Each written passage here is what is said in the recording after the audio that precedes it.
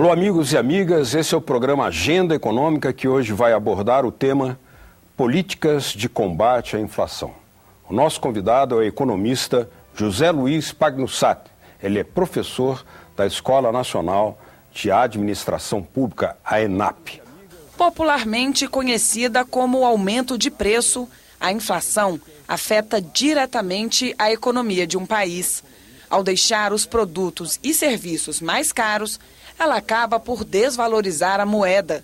Por isso, o tema merece a atenção de governantes, economistas, empresários e até sindicatos de trabalhadores. A inflação é resultado de uma média ponderada das cestas de produtos consumidas pelas famílias. E seu impacto depende muito de fatores como renda mensal, consumo e local de residência. No Brasil, o principal instrumento de combate à inflação é a política de juros. E desde 1999, o país adota o sistema de metas como forma de controlar a variação de preços. Professor, o que é que está na base, na raiz de um processo inflacionário? A inflação pode ter várias causas, né? A causa tradicional, e tende a ser a mais importante, é o excesso de demanda. Quando se estimula o consumo dos produtos e a oferta, o setor produtivo não consegue responder, a tendência é que os preços aumentam. Mas tem outras causas. O aumento de custos de produção certamente vão ser repassados para os preços. Essa também é uma das chamadas causas primárias de inflação. Pode haver também um conflito distributivo entre os diversos setores da economia, querendo abocanhar uma parcela maior da renda nacional, do produto do país, e com os empresários aumentando seus preços, repassando, portanto, o seu custo para o consumidor, e, de outro lado, o consumidor, quando tem sindicatos organizados, consegue reaver essa perda. Então, esse conflito pode também gerar uma espiral inflacionária. Claro, a chamada infraestrutura, o custo do Brasil, tem toda uma teoria estruturalista que mostra que é também uma causa importante para explicar a inflação. E aí a solução desses problemas, claro, só podem ser implementados a médio e longo prazo. Quando é que um processo inflacionário pode, além de ser resultado de problemas organizacionais de uma economia, tecnicamente falando, eles podem ser também fruto de uma disputa política entre setores cartelizados desta mesma economia? O chamado conflito distributivo é isso, né? Os grandes empresários, os oligopólios, a formação de cartel em alguns setores, ou conluio, né, acaba elevando as margens de lucro daquele setor, e o tamanho da economia, o tamanho da renda nacional é determinado. Pode crescer 1, ou 2, ou 3% no ano, e se algum setor abocanhou uma parcela maior, outros perderem. Como é que ele consegue fazer isso? Aumentando os seus preços. E só é possível isso se ele for cartelizado, se ele tem um poder de mercado, um poder de decisão sobre os seus preços. O que não acontece, por exemplo, na agricultura, onde você tem uma pulverização de produtores, então é um setor chamado tomador de preço. Ele não consegue impor a sua vontade de preço.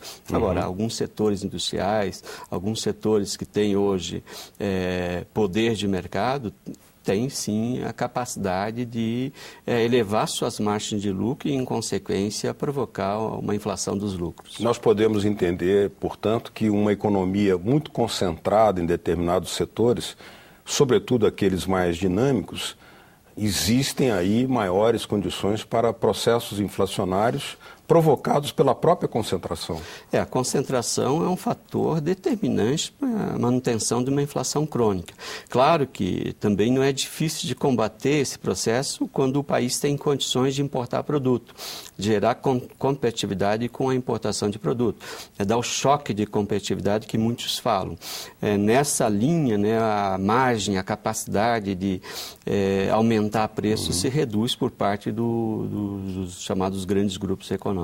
Agora, por que muitos economistas, não todos, há muitas divergências, afirmam que os gastos excessivos da administração pública, por exemplo, dos governos em várias políticas, tem efeito inflacionário?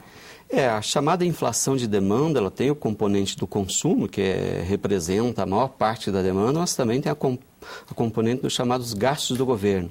A demanda total da economia inclui o consumo das famílias, inclui o gasto do governo, inclui o investimento dos empresários, que é a demanda por máquinas e equipamentos, que também tem avaliação de preço e, portanto, tem um peso na inflação. Então, esse grupo de atores na sociedade demandam bens e serviços. E o gasto do governo é um deles. Quando o governo gasta, ou ele está comprando diretamente produtos, então alimentando a demanda, ou está colocando renda no bolso das famílias, que vão demandar mais produtos e, em consequência, se há excesso de demanda, provoca inflação.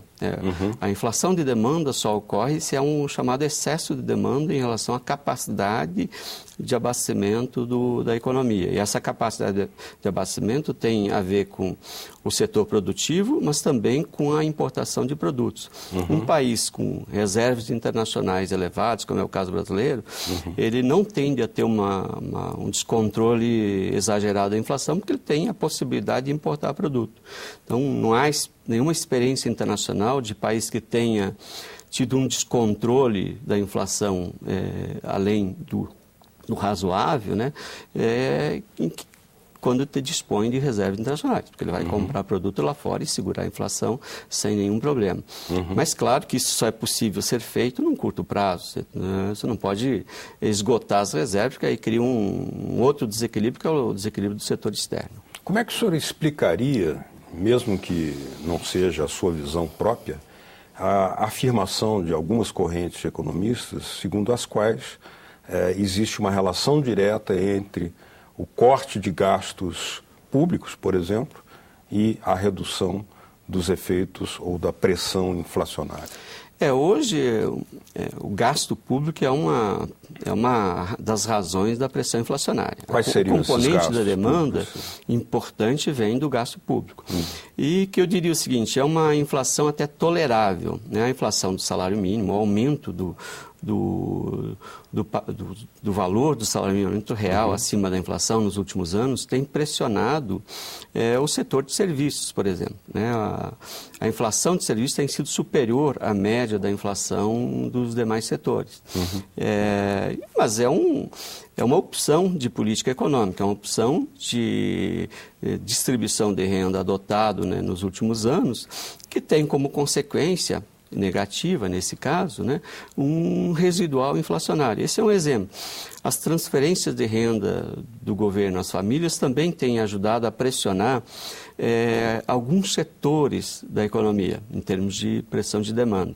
E, obviamente, tem provocado, então, um aumento de preço nesses setores em relação aos demais. Por exemplo, nós poderíamos dizer que políticas de transferência de renda como a Bolsa Família, ou mesmo aquelas mais estruturais, como os benefícios da Previdência, já que são sincronizadas com o valor do salário mínimo, em algum momento elas podem pressionar, por exemplo, o setor de alimentos, porque aumenta a demanda? O alimento tem uma outra razão de inflação importante, né, que é o chamado choque de oferta.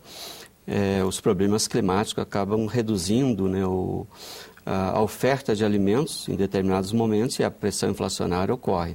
Mas, claro, o aumento da capacidade de compra dos trabalhadores brasileiros, de uma forma geral, e não só por causa do aumento do salário mínimo, da transferência de renda do Bolsa Família, mas também em razão do aumento real do salário dos trabalhadores nos últimos anos, isso ajuda a explicar, sim, um crescimento da demanda de alimentos e, em consequência, também uma pressão adicional, e que eu não diria que é a principal causa, né, da inflação dos alimentos. A inflação dos alimentos, ela vem muito mais dos choques de oferta, que a gente chama, dos problemas climáticos, que reduzem a produção em determinados momentos. O exemplo do mês de março, os hortigranjeiros, de uma forma geral, tiveram uma redução de oferta em função de seca ou de calor em algumas regiões, ou em função de excesso de chuva em outras, né? Os dois fatores afetam a produção desses produtos, e aí o preço dos produtos cresceu muito. E a inflação de março veio num patamar além do razoável, né? Isso ocorre. Também nós tivemos uma pressão em relação ao preço dos alimentos vinda do mercado internacional.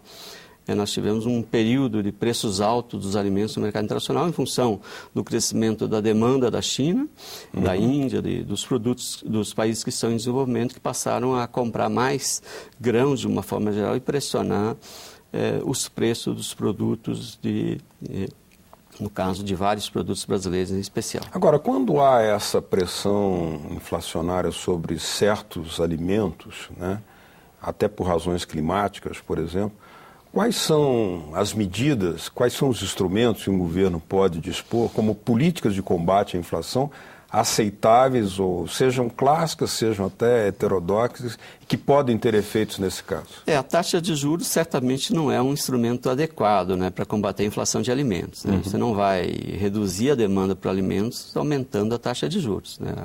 É ineficiente, eu tinha até escrito isso em abril do ano passado, e realmente se mostrou ineficiente esse processo que ocorreu de aumento da taxa de juros. Nem do setor de serviços, dada a característica desse aumento de preço do setor de serviços nos últimos tempos. Há, sim, alternativas, né, que é a importação de alimentos, a garantia do abastecimento. Né? Não há razão para você ter uma inflação exagerada no setor de alimentos, no setor do abastecimento da população, se você tem condições de importar os produtos. Claro, por exemplo, o feijão vem sendo importado nos últimos tempos. Né? Apesar de que o feijão é um produto que tem pouca oferta internacional. Então, a razão dele se manter num preço elevado, né, é porque você não tem mercados ofertando feijão para abastecer o mercado brasileiro. O caso do trigo agora, né, com o problema da seca americana, que está impactando no preço do pão, no preço dos derivados de uma forma geral, do macarrão, etc. Você está tendo um aumento de preço nesse alimento que é fundamental, né, que é o pão. E vem de um choque externo. O preço internacional cresceu, os americanos estão em fase de colheita da safra de trigo, queda da produção, aumento de preço, e acaba internalizando porque nós não temos uma produção local que abastece o mercado interno, uma produção suficiente. Dependemos da importação e aí vamos, obviamente, sofrer com os preços internacionais mais elevados. No próximo bloco, nós vamos discutir também qual o efeito da alta dos juros sobre o combate à pressão inflacionária. O Agenda Econômica faz uma pequena pausa nessa conversa com o professor José Luiz Pagnussat, economista e professor da Escola Nacional de Administração Pública. Voltamos já já.